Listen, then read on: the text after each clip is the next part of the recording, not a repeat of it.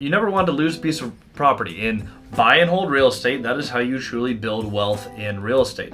Today we're talking about how to assess a deal. And this is going to be a pretty short video today because it's actually ridiculously simple. So we're going to roll right into it. Welcome to our channel.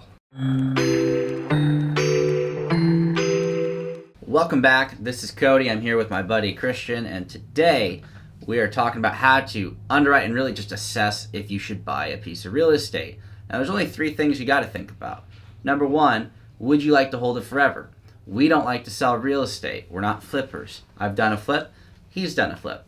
We made multiple six figures between the two of those, and it was a great deal. Fantastic. However, I wish I could have held the real estate. Would have made a lot more in the long term, and that's usually the case for most people that sell real estate. So would you envision yourself owning this in 30, 40, 50 years?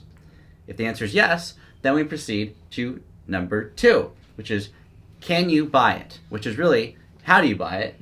Deal, debt, equity. You find a deal, then you locate the debt, and then you figure out the equity. It's one thing to envision yourself owning something forever. That's great. But in practical application, you have to find the deal that you want to buy.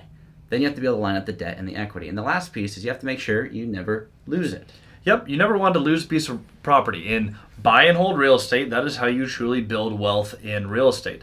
You can't lose it because then you have to start all over again. That's not fun. Yeah, not fun at all. How you lose it is simply, we need to find a deal that cash flows day one. That's the first and foremost. If it makes money, much easier to hold than something that loses money. Buy and lose real estate is not as fun as buy and hold.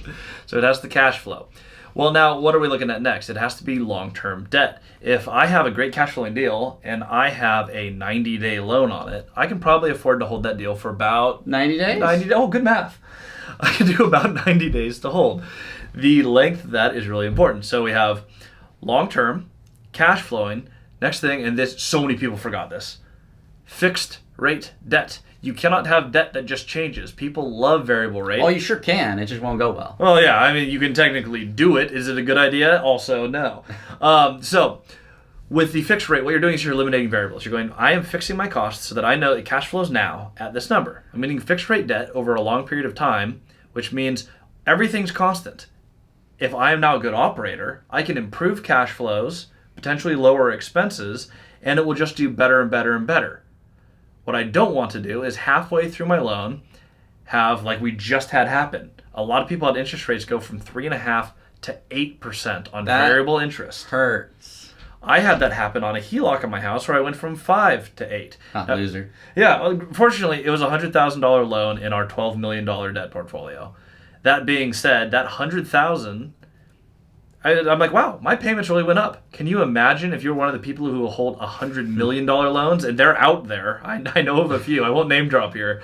But you have hundreds of millions in debt, and it all of a sudden went from 3 to 8%. Game over, you lose, start over from square one. Yeah, buy and lose real estate. Yeah. That's a strategy. But that's as simple as it is. You have to have assets that you want to hold forever. That's the other, I think that's the one other thing. You really, is this something that you want to own forever? Yeah, and that is what I want to end on.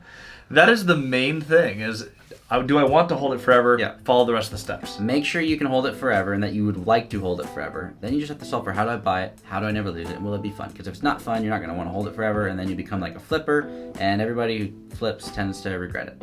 And that's it. Like, subscribe for more.